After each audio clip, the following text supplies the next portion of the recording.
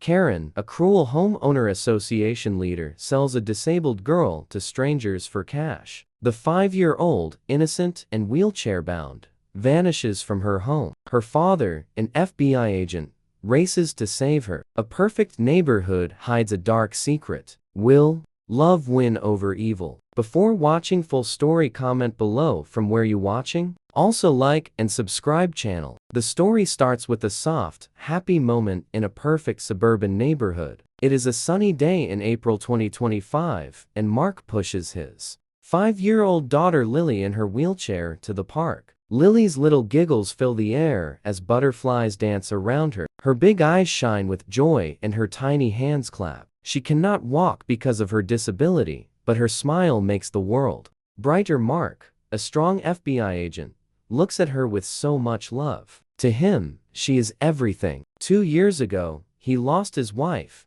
Sarah, and now it is just him and Lily against the world. Neighbors watch them pass by. Some smile, warmly touched by Lily's happiness. Others turn away, uncomfortable with her wheelchair. Mark does not care what they think. He just wants Lily to feel safe and loved at the park. He lifts her gently so she can touch a flower. She laughs and his heart melts. In her lap sits her favorite toy, a soft, worn-out stuffed bunny. She hugs it tight and it is like her little shield, a sign of her sweet innocence. When they get home, Mark sees a letter on the table. It is from the Homeowner Association, the group that runs the neighborhood. The words are cold. Your daughter's medical equipment violates community aesthetics. It is signed by Karen, the Homeowner Association president. She is demanding he take down the wheelchair ramp he built for Lily. Mark's stomach twists. The ramp keeps Lily safe. It is how she gets in and out of the house. He crumples the paper and throws it away. Petty nonsense, he mutters. He will not let Karen ruin their peace. All he cares about is Lily. He looks at her, playing with her bunny, her tiny voice singing a made-up song. Memories of Sarah flash in his mind. Her holding baby, Lily whispering, "You are our miracle." Tears sting his eyes, but he smiles. This house, this life, it is all for Lily. He will fight anyone who tries to take her happiness away. For now, they are okay. Just him, Lily, and her bunny together in their little world. Trouble starts brewing in the perfect neighborhood. Karen, the Homeowner Association president, decides Lily is a problem. She is a tall woman with sharp eyes and a fake smile, always barking orders. One evening at an homeowner association meeting in the community center, she stands up, pointing her finger. "That girl does not belong to us," she says loudly. "This place is not meant for her kind." Her voice cuts like a knife. She means Lily, sweet little Lily in her wheelchair. Mark, sitting in the back, feels his blood boil. He jumps up, his face red. "She is my daughter, not some rule you can erase," he shouts. But Karen just smirks, loving the power she holds. The room goes quiet and Mark storms out, slamming the door. Outside the meeting, Karen does not stop. She starts whispering to neighbors, twisting their minds. Lily doctor visits her equipment. "It is making our homes worthless," she says over coffee and perfect kitchens. "We deserve better." Some neighbors nod, agreeing with her lies. They want their fancy houses to stay valuable. Others bite their lips, too scared to argue with Karen. Loud voice soon. People who used to wave at Lily now look away. When Mark pushes her down the street, the air feels heavy, like a storm is coming. At home, Mark sits alone after Lily falls asleep. He stares at a photo on the wall. Sarah, his wife, holding tiny Lily when she was a baby in his mind. He hears Sarah,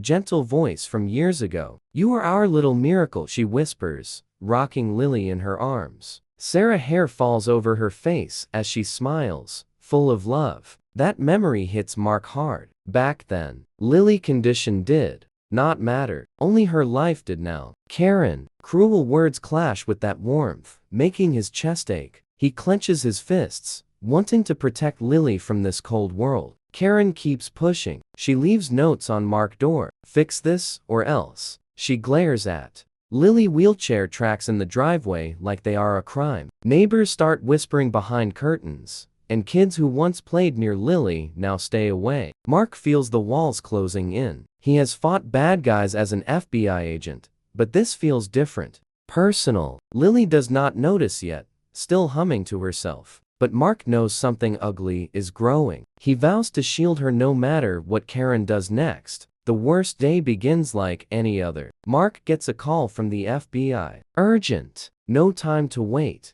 We are busting a trafficking ring tonight, his boss says. Mark kisses Lily's forehead as she sleeps, her small chest rising and falling. I will be back soon, sweetheart, he whispers, trusting she is safe. He grabs his gun and badge, rushing out into the dark, miles away. He is hiding in shadows, waiting to catch criminals, never imagining the real danger is at home. While Mark is gone, Karen sees her moment. She has been planning this. Her eyes cold with hate, she dials a number, her voice smooth. It is time, she says. To Rick and Linda, a rough-looking couple pretending to be from a welfare agency. They are not here to help. They buy and sell kids for money. Karen hands them a wad of cash, later smiling. It is for the neighborhood, she tells herself, like she is doing a good deed. She is getting rid of Lily, wiping away what she calls a blemish. A gray van pulls up to Mark's house in the afternoon. Lily is playing inside, her bunny tucked under her arm. A neighbor, Mrs. Carter, peers through her blinds and sees two strangers. Knock. Karen is there, arms crossed, nodding. They wheel Lily out, her little face confused. Where is Daddy? She asks, voice trembling. She hugs her bunny tighter, its floppy ears brushing her cheek. Mrs. Carter steps onto her porch, heart pounding. But Karen glares at her. Mind your business. Karen snaps, and Mrs. Carter freezes, too afraid to move. The van door slams shut and Lily is gone. Hours later, Mark stumbles home, exhausted but victorious from his mission. He opens the door, expecting Lily. Giggle. Silence hits him instead. The house feels dead. He runs to her room, empty, her blankets on the floor, toys missing. Outside, the wheelchair ramp lies in pieces, torn apart. His knees buckle. Then he sees it. A note on the counter. And Karen. Neat handwriting. She is better off elsewhere. His hands shake as he reads it. Panic claws his chest. Lily, he yells, voice breaking. He dials her name into his phone. But it is useless. His little girl, his miracle, is gone. And the world crashes around him. Mark. World shatters.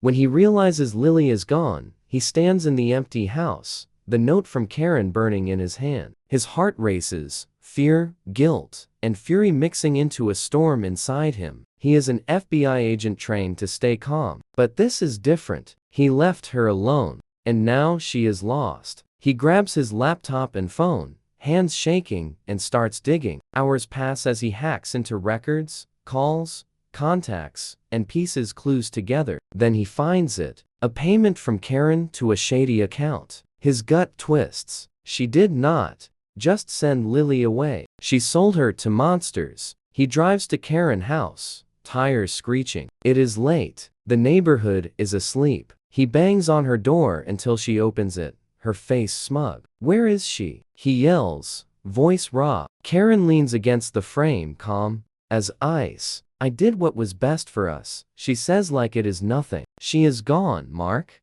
Deal with it. Rage explodes in him. He grabs her shoulders, demanding answers. She laughs, cold and cruel, until he finds a receipt in her trash, proof of her deal with traffickers. Named Rick and Linda. He leaves her trembling, already chasing the next lead. Mark Hunt takes him to a crumbling warehouse on the edge of town. It is dark, the air thick with dust and danger. He moves like a ghost, gun ready, every step heavy with dread. He hears a muffled cry. Lily voice. His heart leaps. He kicks down a rusty door and finds her locked in a tiny room. She is curled up on a dirty mattress, her bunny ripped apart, stuffing spilling out, tears stain her small face. Her wheelchair shoved in a corner. She looks so fragile, so scared. Rick and Linda stand guard, sneering. You should not be here, Rick growls, pulling a knife. The fight is fast and brutal. Mark dodges the blade, slamming Rick into a wall. Linda swings a pipe, but he catches it, twisting her arm until she screams. He is not just an agent now. He is a father. Wild with desperation, Blood drips from his knuckles as he knocks them down, their bodies hitting the floor. He runs to Lily, dropping his gun. She looks up, eyes wide. "Daddy," she whispers, her voice tiny and broken. He scoops her into his arms, tears streaming down his face. "I am here, baby," he chokes out, holding her tight. She buries her head in his chest, sobbing. He rocks her, both of them shaking, the nightmare finally breaking. The dust settles, but the pain lingers. Karen's smug grin fades when police cars roll into the neighborhood, lights flashing in the dawn. Mark stands with Lily in his arms, watching as officers cuff her. Evidence piles up. Bank records, phone logs, the truth spilling out. She did not just want Lily gone. She helped traffickers for cash. The news spreads fast, and the perfect community cracks open. Neighbors who once nodded at Karen, rules now gather on their lawns, heads low. "We should have said something," one mutters, guilt thick in his voice. Mrs. Carter, who saw Lily taken, cries into her hands. They shun Karen, their silence replaced with shame. Mark barely notices. His world is Lily now. He walks into the FBI office the next day, badge in hand. "I am done," he tells his boss, voice steady. "No more late nights, no more risks." He chased justice for strangers, but it nearly cost him his daughter. He drives home, Lily asleep in the back seat, her breathing soft. He made a promise in that warehouse. Never again will he let her out of his sight. The job that once defined him feels empty compared to her. Days later, the sun peeks through gray clouds. Mark kneels outside their house, hammering boards into place. He is rebuilding the wheelchair ramp, sweat on his brow, each nail a step toward fixing what broke. Lily sits nearby on the grass, her wheelchair beside her. In her lap her bunny rests, its torn ear stitched with clumsy threads. Mark, shaky attempt to mend it. She traces the stitches with her finger, her lips curving into a small, fragile smile. It is not the big bright one she used to have. Her eyes carry shadows now, a quiet mark of what she has been through. Mark watches her chest tight. Her innocence is not gone, but it is bruised. He sets the hammer down and sits beside her, pulling her close. Rain starts to fall, soft drops tapping the ground. He brushes her hair back and whispers, "You are our miracle." It is what Sarah used to say, a promise from a happier time. Lily leans into him, saying nothing, just feeling his warmth. The rain mixes with tears he does not wipe away. The camera pulls back, showing the ramp half done,